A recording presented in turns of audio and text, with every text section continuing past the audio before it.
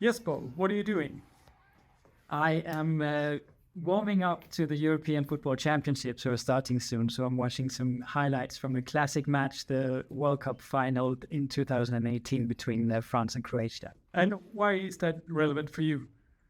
Well, I think as we will see during the Euros, the European Championships now, there's a lot of diversity in European football. So we will see a lot of players playing in this championship with African origins or some kind of connection to the African continent.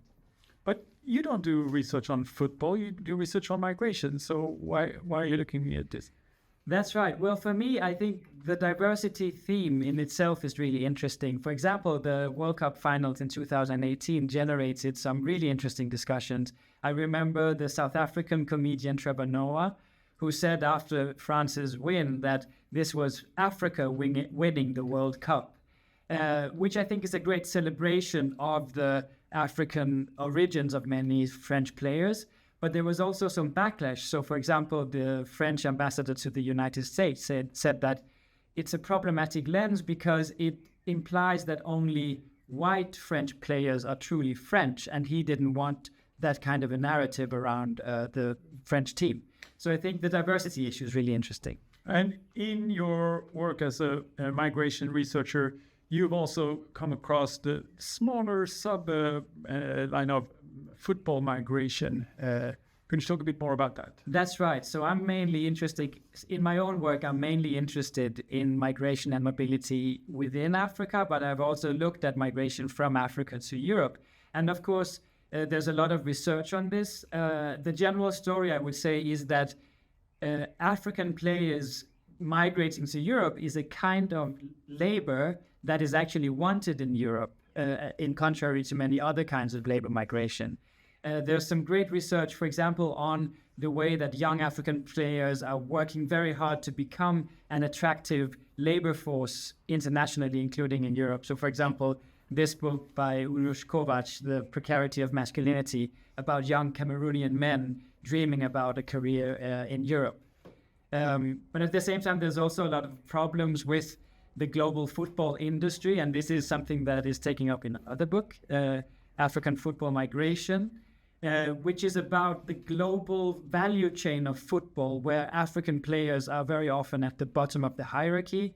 There are risks of exploitation and racism and a lot of other problems. What kind of exploitation would that be?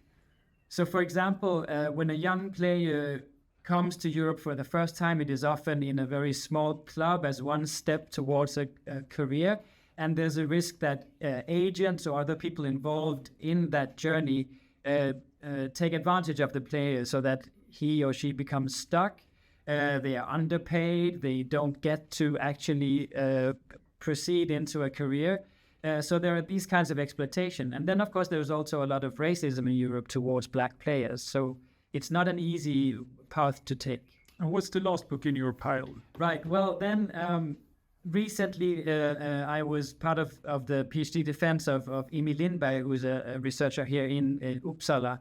And she's written about Ghanaian football players coming to Sweden. And she also tells the story of this sort of the shadow side of the football industry, where players never really make it into a career where they can make a living, and they get stuck in Sweden because they are still hoping for a chance and they can't really return before they've sort of made every effort to make a career. So there's a lot of good research on this theme. So again, back to the European Championships. Right. What players of African origin can we hope to see in the games then? Right. Well, there are some major international profiles like Kylian Mbappé from France, who has his family's origins are in Cameroon, as far as I know, and Lukaku from Belgium. Belgium has origins in the Congo. There are a lot of other examples. So you'll see big profiles on the European teams with some kind of connection to the African continent, which I think is fantastic. And what about your own team? Which team are you cheering for? That's right. Well, I'm a dual citizen. I'm both Swedish and Danish, but since the Swedish side didn't qualify, I'm all in for Denmark. And we have some great players also with a connection to Africa, like Yusuf Poulsen, whose parents are from Tanzania. and Alexander Barr. There are several others. So I'm rooting for the Danish side overall, including their sort of African touch. Sounds great. Thank you very much. Jesper. Thank you.